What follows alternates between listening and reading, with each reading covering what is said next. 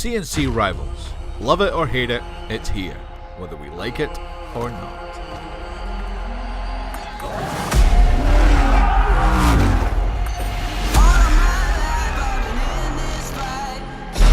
Now, as a 34-year-old gamer, I grew up with the first C&C and played the hell out of the game as well as the demo.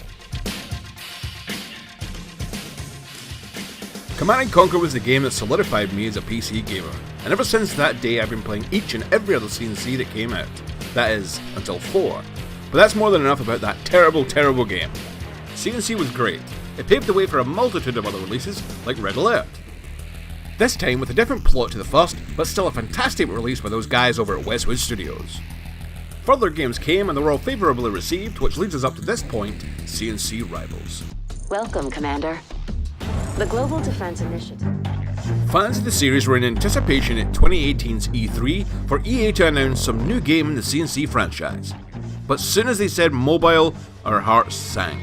With a bad taste left in our mouths from the last C&C game they released, it was only natural for us to think that EA would delight us with a new game as a sort of redemption to the fans.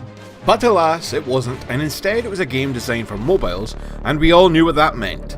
Giant pay-to-play prices higher than Trump's wall.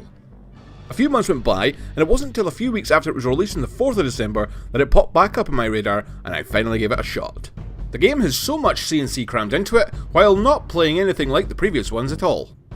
So by that I mean it's a hex-based strategy game which is completely different to your typical C&C. While you do still get to control units and can send them to attack the enemy, you do all this on a map no bigger than the size of a postage stamp. The battles are quick, and the game is entirely online, and even with the giant paywalls, does that mean it's a bad game?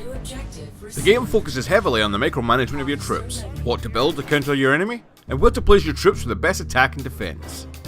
And it does all this while having the Command & Conquer look. I was surprised at how nice the game was with the unit designs and graphic style, and it got me thinking, if they put this much attention to detail in a mobile game, why can't they do the same and make us a C&C game we want? I was delighted to hear they were remastering the original C&C in Red Alert, and I look forward to playing the game when it releases. But for now, we're left with Rivals, and to be fair, it's not bad. Yes, it's on mobile and has some nasty pay-to-win mechanics, but the gameplay and micromanagement and matchmaking is what makes this game playable. So guys, I'll leave you with that. Do you like Rivals and wish EA would give us the game we want, or should we just give up in the hope of a new C&C? Let me know in the comments what you think, and click that subscribe button to keep up to date for more game reviews.